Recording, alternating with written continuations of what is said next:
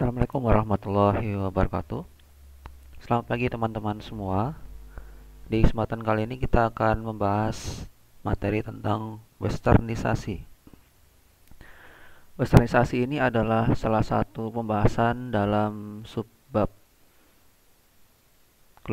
globalisasi yang kemudian kita akan mencoba membahasnya, apa itu westernisasi, kemudian bagaimana dampaknya dan bagaimana solusinya. Baik, untuk membuka kesempatan pembahasan kali ini, marilah kita buka dengan bacaan basmalah. Bismillahirrahmanirrahim. Pengertian westernisasi. Westernisasi adalah suatu perbuatan seseorang yang mulai kehilangan nasionalisme dengan meniru atau melakukan aktivitas kebarat-baratan. Westernisasi dilakukan diantaranya dengan cara meniru gaya hidup bangsa barat seperti bangsa Eropa dan Amerika. Mengapa yang ditiru adalah bangsa Eropa dan Amerika?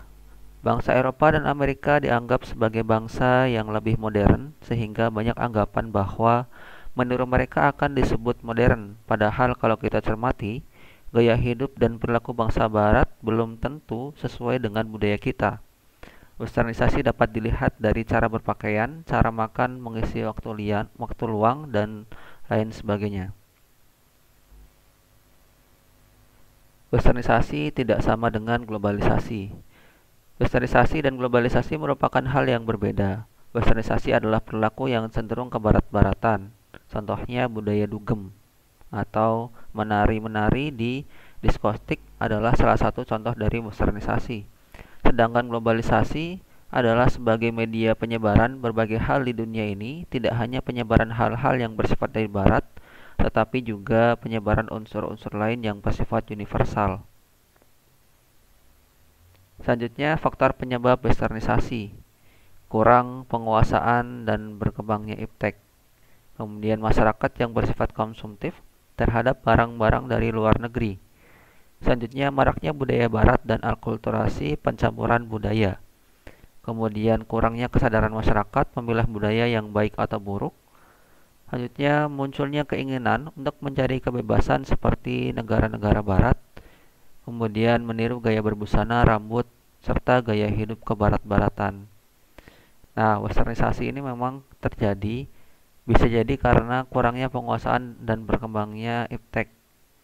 Kemudian konsumtif, artinya sifat mengkonsumsi secara berlebihan dari barang-barang dari luar negeri, khususnya dari negara-negara Eropa atau Amerika.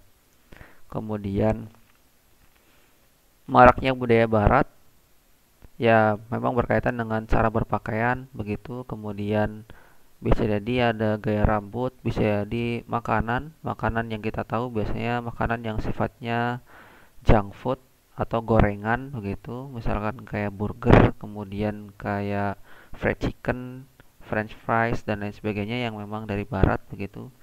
Nah, itu juga bisa menyebabkan berkembangnya westernisasi. Kemudian munculnya keinginan untuk mencari kebebasan. Nah, kebebasan ini bisa diartikan kebebasan berpendapat, bisa juga kebebasan berekspresi. Nah, yang lebih kebablasan lagi adalah kebebasan yang kemudian menabrak atau kemudian melanggar nilai dan norma dalam masyarakat. Selanjutnya, dampak positif westernisasi dapat menguasai iptek atau ilmu dan teknologi. Nah, memang dalam hal ini Barat juga banyak penemuan-penemuan dari hal iptek ini yang bisa diadopsi oleh kita begitu ya, untuk memajukan ilmu pengetahuan di negeri kita. Kemudian terjadi akulturasi percampuran budaya sehingga tidak mengalami kebosanan budaya karena masyarakat selalu menginginkan hal-hal yang baru. Nah, memang positifnya bisa mendapatkan budaya yang baik begitu ya. Misalkan budaya untuk tepat waktu begitu.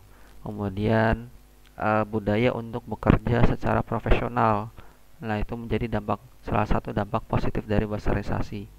Kemudian penggunaan bahasa lain dalam komunikasi meningkatkan wawasan dan pengetahuan.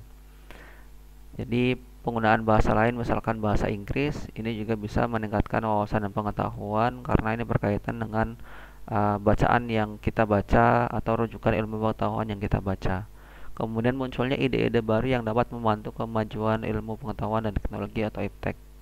Nah, munculnya ide-ide baru ini juga memang menjadi salah satu dampak positif westernisasi karena ya tadi ya, di barat itu ilmu pengetahuan dan teknologinya sudah berkembang, bahkan banyak sekali peralatan atau penemuan-penemuan baru yang sifatnya bermanfaat bagi masyarakat luas. Nah, selanjutnya dampak negatif westernisasi yang harus kita waspadai, yang pertama melunturnya jiwa nasionalis dan jati diri bangsa. Nah, ketika westernisasi ini berlebihan begitu cenderung merusak, maka jiwa nasionalis dan jati diri bangsa kita bisa kemudian luntur, kemudian melunturkan semangat cinta akan bangsa dan budaya sendiri. Selanjutnya gaya hidup yang bersifat konsumtif. Konsumtif ya karena westernisasi ini berkaitan juga dengan menjual barang-barang yang memang identik dengan barat begitu ya, sehingga gaya hidup bersifat konsumtif ini tidak bisa dihindarkan. Kemudian mencari segala sesuatu yang instan. Nah, ini juga harus kita waspadai. Westernisasi ini mengajarkan kita untuk serba cepat, tapi dampak negatifnya ketika kita akan beraktivitas begitu, melakukan sesuatu hal, ketika mencari yang instan, maka bisa jadi akan mengorbankan orang lain atau kemudian merugikan orang lain begitu. Kemudian budaya barat yang dikenal dengan konsep liberalisme yang mengakibatkan munculnya pornografi, pergaulan bebas, dan lain sebagainya. Nah, konsep liberalisme dalam barat ini memang sangat berbahaya, apalagi berkaitan dengan perilaku masyarakat, berkaitan dengan pemikiran dalam masyarakat.